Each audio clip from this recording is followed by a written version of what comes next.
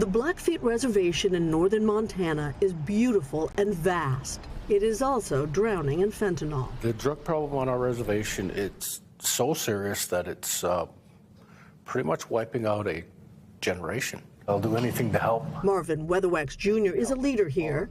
As in many Native communities, addiction has long been a problem. But 2 years ago, after 17 fentanyl overdoses and 4 deaths in just 1 week, the tribe declared a state of emergency. Would it be fair to say that you're in a perpetual state of emergency right now? Yes, we are. It's as if fentanyl is raining on our reservation.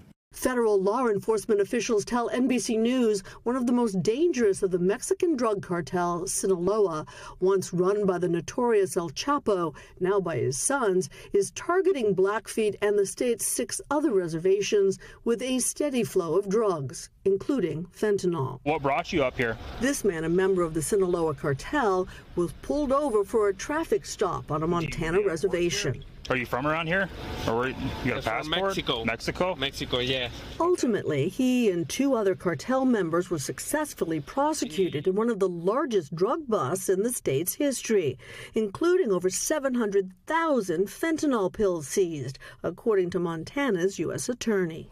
So why are the cartels interested in the reservations over 1,000 miles north of the Mexican border? Profits are just out of this world. Until a couple of months ago, Stacy Zinn ran the DEA here in Montana. She tells me on the reservations, the price of fentanyl is high and law enforcement is sparse. Fertile ground for the cartels. Drugs in other cities are saturated. You have multiple cartels. Well, up here in Montana, it's pretty much wide open space and territory for them to be able to grab.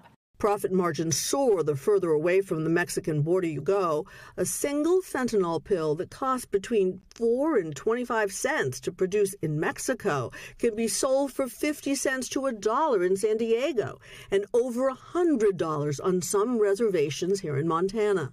And then there's the lack of law enforcement.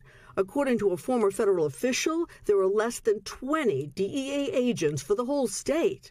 As for the reservations, these reservations don't have enough tribal police to protect them. Nefarious people, the ones that are committing crimes, know this.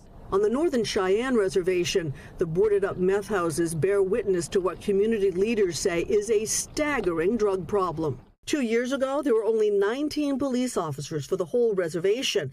So the tribe sued the Bureau of Indian Affairs asking for help, but no help arrived. They are now down to 7 officers. I was very frustrated about it. Tribal leaders say the effects are devastating. Have you seen a spike in other kinds of crime? Sexual abuse and sexual assault. Human trafficking. Child neglect. While the Bureau of Indian Affairs tells us they don't comment on pending cases, Zinn insists more resources are urgently needed. We are fighting this problem standing on one leg, and half the time we're handcuffed. She says right now, the cartels are winning. Cynthia McFadden, NBC News, Montana. Thanks for watching. Stay updated about breaking news and top stories on the NBC News app or follow us on social media.